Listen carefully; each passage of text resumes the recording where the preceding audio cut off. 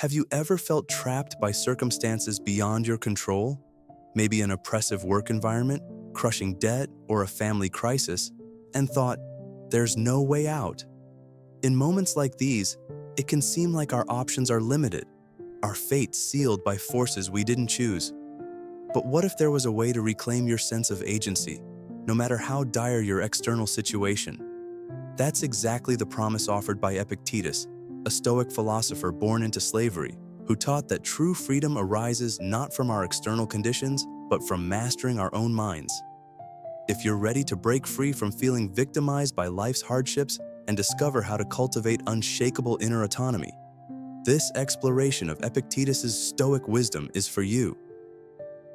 Epictetus, 50 to 135 CE, was born a slave in the Roman Empire, serving under Epaphroditus, an official connected to Emperor Nero's court. While enslaved, Epictetus studied Stoic philosophy, drawn to its emphasis on virtue and rational thought. Eventually freed, he opened his own philosophical school in Nicopolis, teaching a practical Stoicism that addressed real-life trials. Unlike Seneca or Marcus Aurelius, both privileged elites, Epictetus' life started at rock bottom. Yet he rose to become one of Stoicism's greatest voices, influencing countless students, including the scribe Arrian, who recorded Epictetus's teachings in the Discourses and the Enchiridion. Epictetus's distinctive background shaped his philosophy. Freedom, for him, was an internal state rather than a luxury bestowed by society. As a Stoic, Epictetus shared the movement's foundational beliefs, valuing virtue, wisdom, courage, self-control, justice, above all else, and highlighting the role of reason in guiding emotions. But his teachings carry certain emphasis. Distinguish what's in your power versus out of your power. Epictetus repeatedly stresses that external events, like being enslaved, fired, or insulted, aren't truly within your control, but your judgments, choices, and attitudes are. This distinction anchors his entire method for achieving inner freedom. Mind over circumstances. It's not events themselves that upset us, but our judgments about those events, Epictetus famously taught. A humiliating moment or personal loss only crushes you if you decide it's unbearable. Shift your perception, and you shift your emotional world. Pursuit of virtue, not comfort. Epictetus urges students to focus on moral excellence instead of external success or comfort. Even if adversity strikes, living ethically and rationally ensures an untouchable peace. Constant practice. Stoicism isn't intellectual theory. Epictetus frames it as daily training, examining your thoughts, confronting fears, refining your habits. Only through consistent practice can you internalize Stoic resilience. Epictetus believed no one can truly enslave your mind unless you surrender it.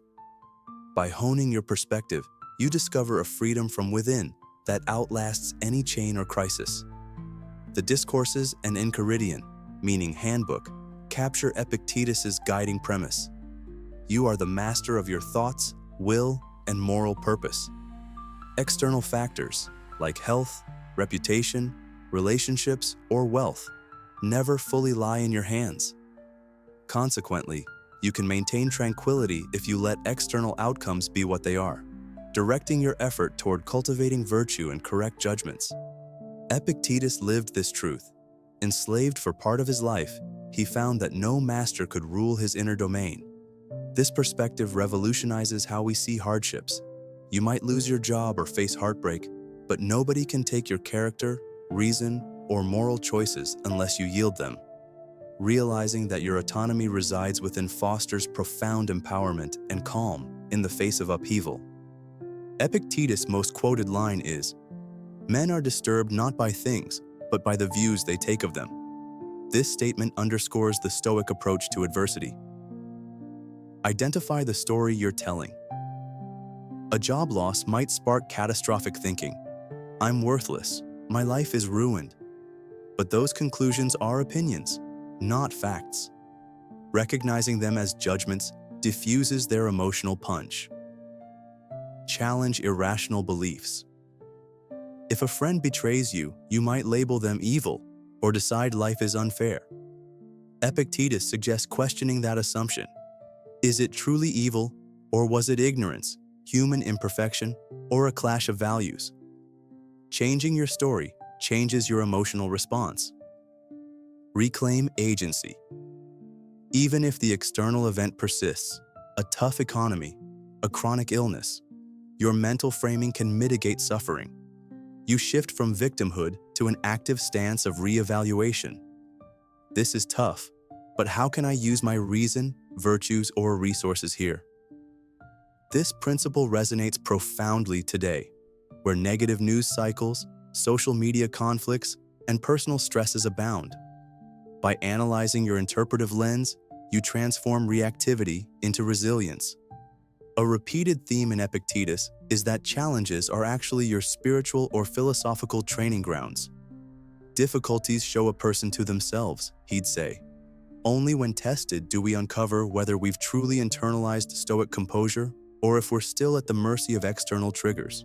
For Epictetus, adversity is not a punishment, but a test, an opportunity to practice virtue, whether patience, courage, or humility. Imagine you're forced to relocate due to a natural disaster or you endure a painful breakup. Epictetus would advise seeing these hardships as ways to refine your perspective. Instead of wallowing in despair, you might ask, which Stoic virtues can I exercise here? Acceptance, fortitude, empathy. Can I reframe the hardship as a lesson in letting go of illusions about security or permanence? How might I emerge from this trial as a more centered, compassionate person?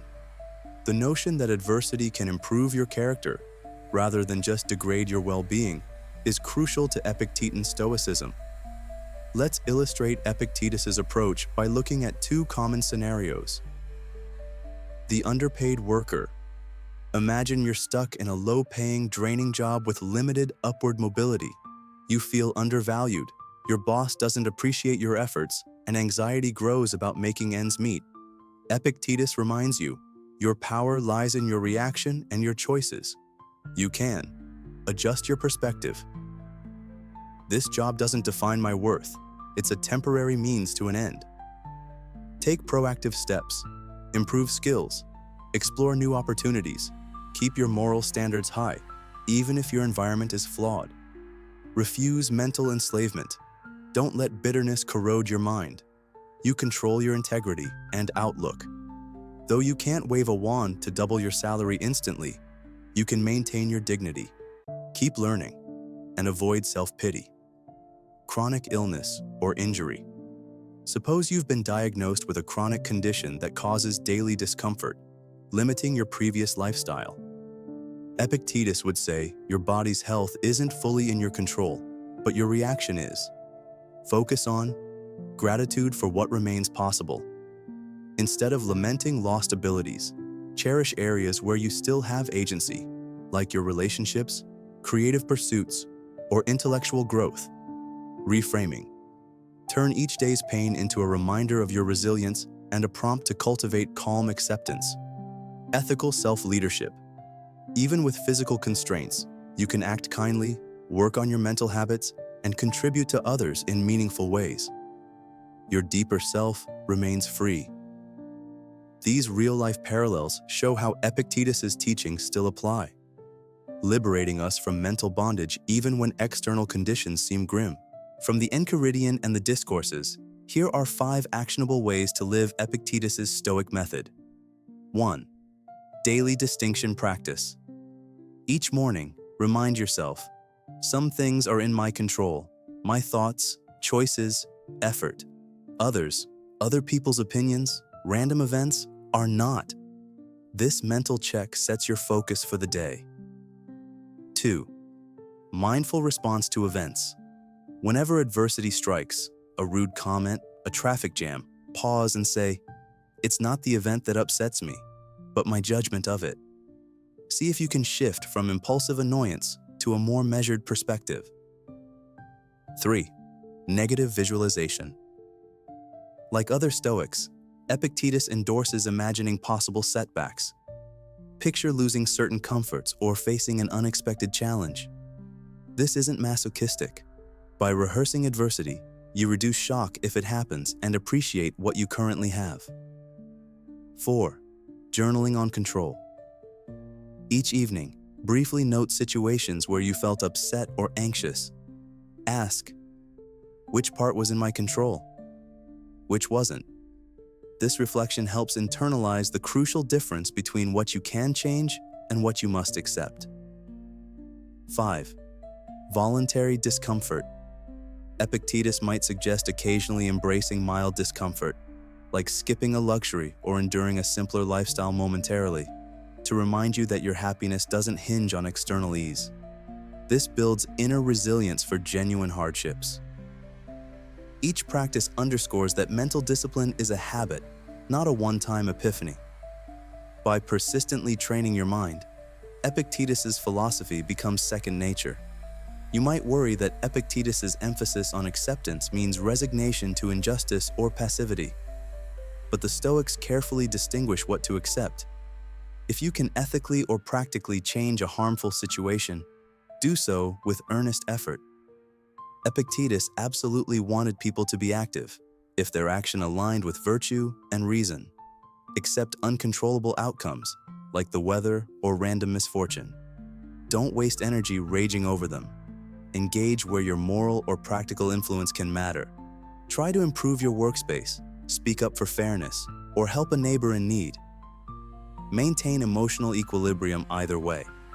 A lost cause or a successful campaign shouldn't define your internal peace.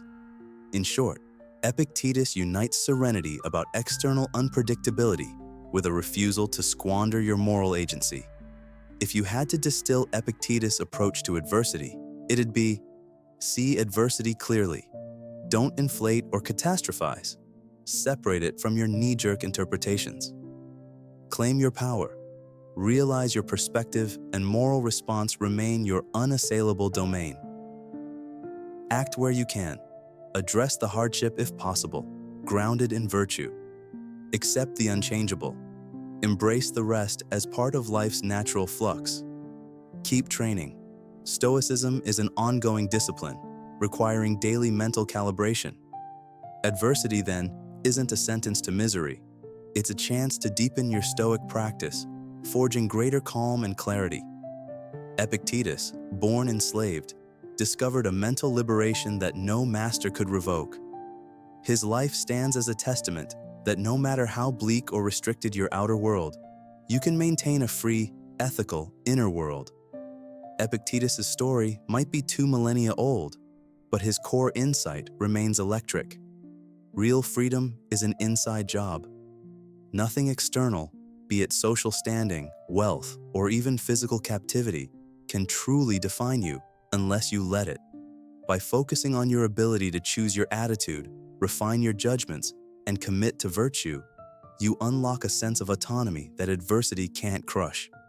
In a modern world fraught with stress, rampant uncertainties, financial strains, global crises, it's comforting to remember Epictetus' example. Even if you're stuck in a frustrating job or dealing with personal struggles you didn't choose, you still direct your inner responses. That mental sovereignty is an inexhaustible resource, fueling resilience, hope, and ethical purpose. So the next time you feel cornered or powerless, recall Epictetus' counsel. Check what's in your power, your outlook, your moral decisions, your ability to adapt. Let go of what lies beyond your influence. In doing so, you'll find a freedom from within that transcends any hardship life throws your way. Thank you for joining me on this journey.